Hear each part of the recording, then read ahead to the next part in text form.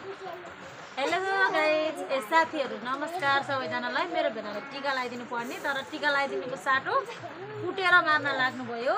अनि टीका लगाएर अनि दक्षिणा कति दिनुहुन्छ लाउरे भेना हो क्या।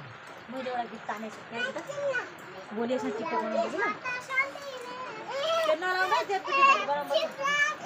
सबै साथीहरूलाई गुड इभिनिङ। फाइनली कान्छी साली साइली साली ट्याक्कै धेरै वर्षपछि भेट भनौँ है। होइन होइन, धेरै वर्ष साथीहरू, धेरै वर्ष भयो। आज दसैँको टिकाको मौका पारेर हामी राति सबै आफन्तजनहरू भेट भएको छौँ। यतापट्टि कान्छी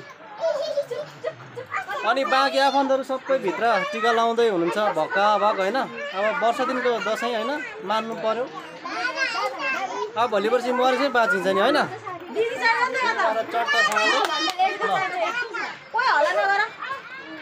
अनि हाम्रो चुलबुले साली मलाई कमेन्ट पनि गाली गर्ने मान्छे, भेट्दा नि गाली गर्ने मान्छे।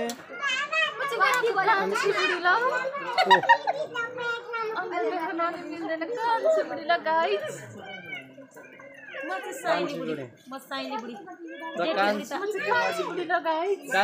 साइली बुढी कुनै पनि होइनन् होइन। कान्छी हो, म साइली हो कान्छी, अनि जेठी घरमा छ। अनि आज भेट भएर कस्तो लाग्यो? मलाई एकदम दुःख लाग्यो। मलाई भेनाले टिका लगाएर 1000 दिनुहुन्छ, गाडी भाडा हुन्छ भनेको। त्यो पनि अब टिका लगाउँदा पुरै गर्नुहुन्न। हेर्नु, यति कन्जुस भेना हुन्छ मेरो, यति कन्जुस। जिन्दगीमा पैसा भनेपछि दाँतबाट पसिना झार्छ क्या मेरो भेनाको।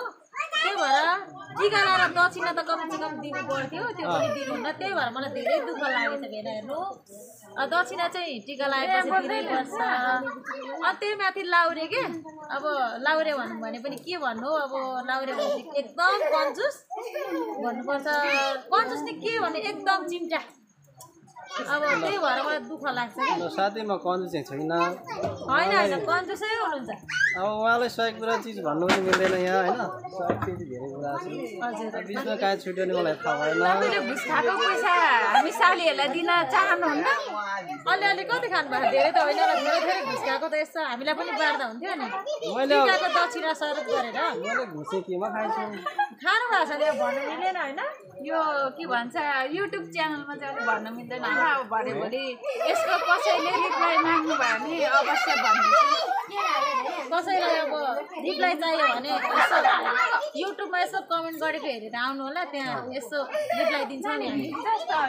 हाम्रो भन्ने यति नै हो। ल सम्पूर्ण साथीहरू, उहाँ दुईजनाको भनाइले कस्तो लाग्यो तपाईँहरूले जस्तो तस्तै कमेन्ट गरिदिनु होला है त। हस्, धन्यवाद। बाई बाई हजुरहरूलाई।